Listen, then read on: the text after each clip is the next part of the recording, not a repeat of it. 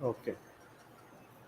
Hello, everyone. I'm Abhishek Chaudhary from the Times of India, and welcome to this very special interview that we're going to do today. Today, as you know, is the National Panchayati Raj Day, and Panchayati Raj is truly what you could call grassroots democracy, local self governance, going right down to the last unit of our society, that is right down to the village level. So that's the essence of Panchayati Raj. But in Maharashtra, there's something very unique which has happened.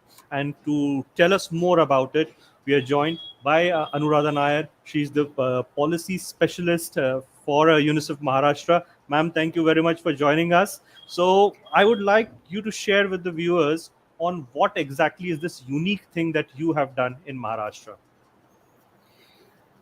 Thank you, Abhishek, for giving this opportunity. I'll talk about, today is the Panchayati Divas, and this is a very good occasion for me to share about the child-friendly Panchayat model the state has done over a period. So, to give a background, as the leading child rights agency supporting the realization of the United Nations Convention on the Rights of the Child, a fair chance for every child to the four rights, that survival, development, protection, and participation, is indeed UNICEF's mandate. Its key mandate. We have been using multi-pronged strategy of piloting, capacity building, and evidence generation, convening, advocacy to ensure that every child have access to these rights. Participation, when we speak about participation, it is much more than having a voice. We know it's about being informed, being engaged, and having an influence in decisions and matters that affects one's life, whether it is in the private space or the public sphere, in the home, in alternative care settings, at school, in the workplace, in the community, in social media, and broader governance processes. It's also a pragmatic strategy for meaningfully realizing the children's rights, whether it is to education, skilling, employment, health protection, social protection, clean water, sanitation, and a sustainable environment. So this is also, if you look at it, it's very crucial at this juncture when we know children, adolescents, and young people are facing intensified social, political, and economic vulnerabilities due to the COVID-19. So when we look at the engagement or participation, we leverage existing national and international instruments, government programs, and government mechanisms for realization of these rights of children. So in Maharashtra, we have demonstrated a number of community-centric participatory planning pilots with government and the civil society organizations. Some to name here are community convergent action, village planning, schools in development, adolescent empowerment and life skills, community-based care model for seasonal migrant children, etc. The underlying principle for all these models have been the primacy of adolescent participation and capacity development of institutions and functionaries. The success that we experienced through these pilots helped us to focus on meaningful participation of children in governance and building the capacity of local governments to create child-friendly panchayat.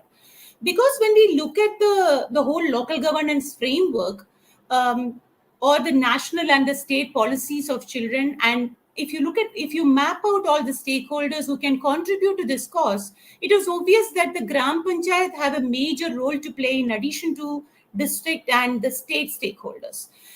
We also recognize the importance of children being informed about their policies and programs relating to them, and having an enabling and safe platform for them to participate, whether it is in decision making process which affects their lives or voicing their opinion.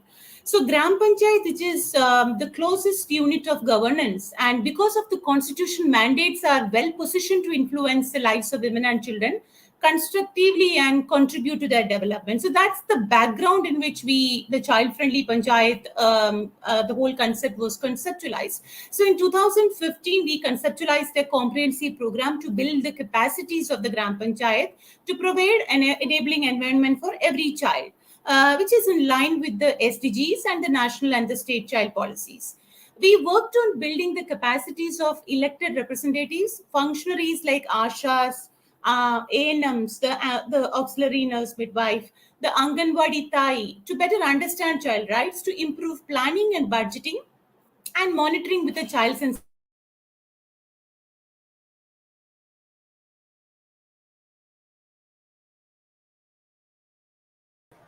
So, so I think we just had a little technical issue, and just as of now, Anuradha ma'am is not audible. We'll just try to see if we can get her back online. Must be some technical issues. Panchayat, they have subcommittees. Hello? There you are. Okay, we just lost you a little bit there. So yeah, you were talking about how basically this scheme is kind of helping for children to participate in the true democratic experience. Yeah. Yeah. So I don't know whether you heard about the way we conceptualize the whole child-friendly Panchayat. Yeah, that and we got. Yes. you lost it. Yes. So No, should we I got it. repeat that? We heard. No, we heard that one. We Okay. heard that one. Yeah. And you also heard about the capacity building initiatives that we had done for Ashas, ANMs, and Anganwadi Tai. Yeah, just exactly at this point we lost the audio. Just at this Okay, midway. so we come back Yeah. to that, the model that I was referring to, the model that we demonstrated for children. So in the platform that we create for children, there are two elements. One is Bal Sabha and the other element is Bal Panchayat. So Bal Sabha means it's the general body of all children in the village. And when we talk about Bal Panchayat, it is a representative body selected by the Bal Sabha. And they have their own subcommittees. So they have thematic committees like health and nutrition, education, protection, clean environment. So there are subcommittees also formed, and they engage with the local government to influence their development plans, quality of services, etc. So there are also a battalion of subcommittee members of the child agents, sort of moving around, looking at what's happening in those thematic areas. While the children were trained on child rights and the roles and responsibilities of local institutions, functionaries were also trained on child rights and facilitating child participation. So the functionaries started interacting more with children through these platforms, and they became an integral stakeholder in the planning process. So this was a major step as we were to demonstrate a child participation model in a more, I would say, more collaborative and consultative format. It's not just about forming a club. It's more about, on the one side, you have these platforms. On the other side, you have a collaboration mechanism also created. So this model influenced the state's decision on making Bal Sabhas mandatory during the village planning process. So it was also in terms of, I would just also say that it's sort of a step forward, which influenced many policy decisions of the government of Maharashtra around child and gender responsive planning and child participation in planning at the local level. There are model is demonstrating institutions, services, and systems, how they can be improved, how child-friendly spaces can be created, how child rights can be upheld, and how participation can be promoted. And it's not about funds. It's also about low-cost, no-cost activities to ensure that our Gram Panchayat is child-friendly. So it's overall like an effort in terms of moving the participation in a more consultative and collaborative manner. And in all this endeavor of making Panchayat child-friendly, Government of Maharashtra has been an equal partner. And they have also integrated the concept into all the training programs they have. Okay. When you were implementing this and the process started for the pilot projects, at least in the 3 districts that you did you initially face little hesitancy because people who have been running the show, nobody likes anybody else coming in, lest it children, and that too so small children. So did you face that thing, "Yaar, ye kya kar rahe ho?" that kind of hesitancy? Truly, Abhishek. So because there has been quite a few challenges, I think, when we even started conversing about child friendliness at the panchayat level. So generally, if you speak about, in South Asia or in India, we usually assign children the role of being more of a silent listener. And we ask for unquestioned obedience, and adults assume that role of providers. So largely, whether it is, if you look at in the family or in the public spaces, it's slowly changing. But generally speaking, that's the space.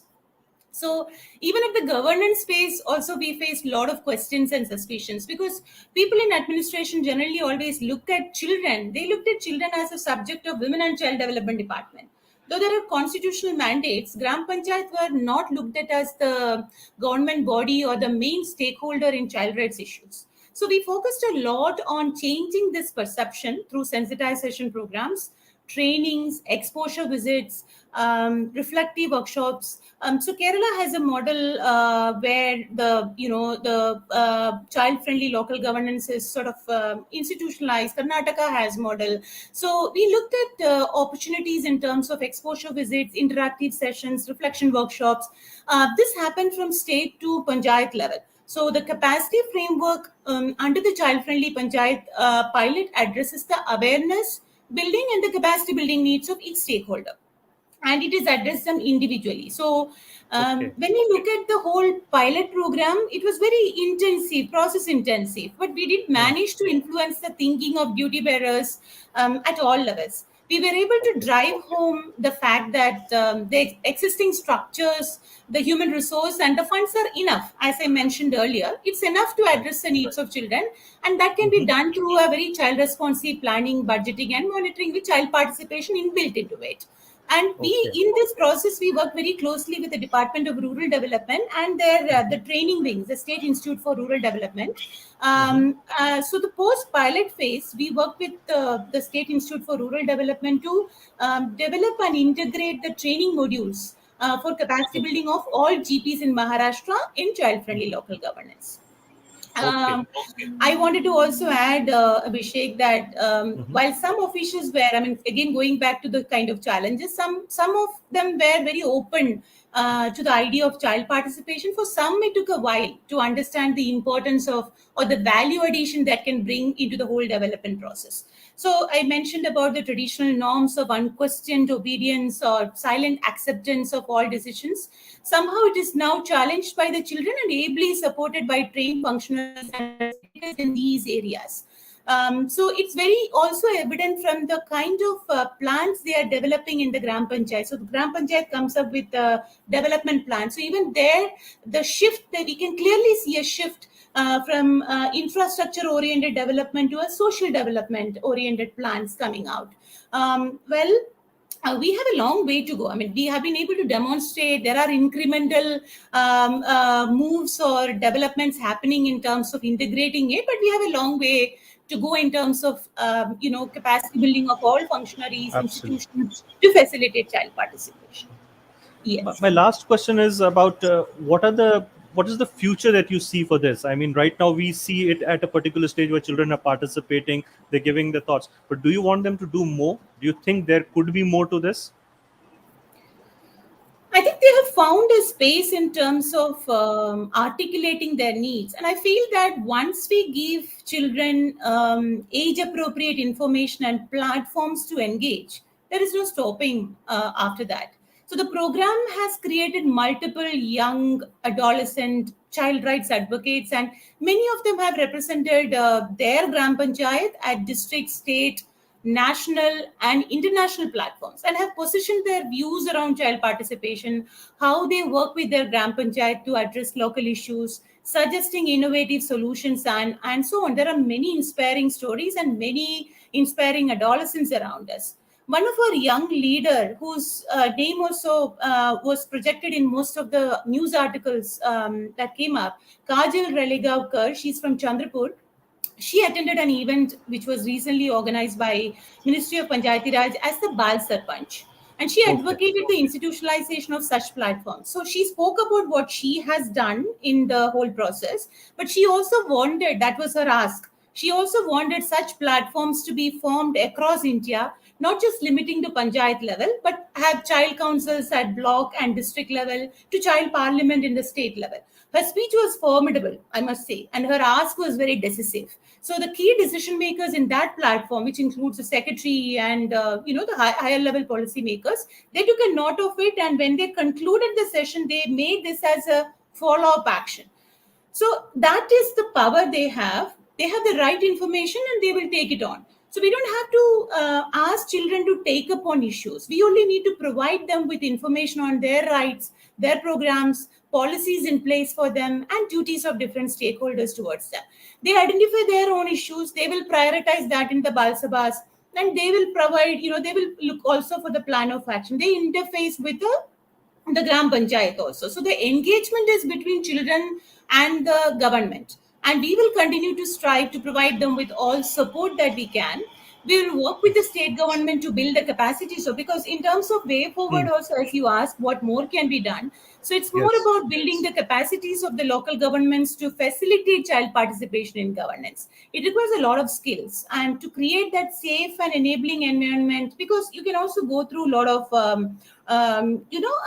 it is a constant struggle also to find that space. So it requires a lot of skills in terms of engaging with children speaking up, accepting their points, children Yes. speaking up without fear and negative repercussions, accepting them as a key stakeholder, etc. So I hope Yeah. a respectful, mutually beneficial engagement between government and children should be possible. The model has shown that it is possible.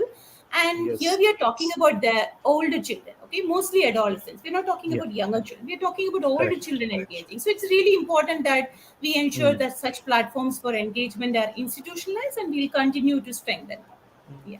No, I think this policy has already started to show the Yeah. potential that it has, because I was speaking to Kajal the other day, in fact, day Yeah. before yesterday, and asked her what she wanted to be, in future when she grows up, and she said, I want to work as a blog development officer. So I want to Yeah. work in villages. I want to work at district level. Usually people would shoot up right for IS level and all these. She said, no, I want to only appear for my MPSC exam so that I'm at the state level and I work in the grassroots, because now she's understood the process. So this involvement is now helping us prepare future bureaucrats, also probably future politicians who are well versed with how the system works. They know the grassroots problems and how to overcome the challenges. So I think we are preparing the next level of leaders in both bureaucracy and politics. So that's a really good sign and a healthy sign.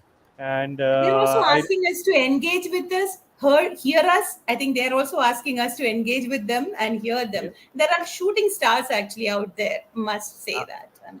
Absolutely, absolutely. And if only we care to listen, I think some wonderful ideas can come from those kids there. So thank you so much, Anuradha ma'am. It was a pleasure speaking with you, and once again, congratulations for initiating such a wonderful project in Maharashtra. And now that we can see it, because we're looking in hindsight over the last 5-6 years, it's really done a good job, and we wish you all the best for your future endeavors. Thank Thank you you, once again. Abhishek, and thank you. Bye Thank you bye. so much.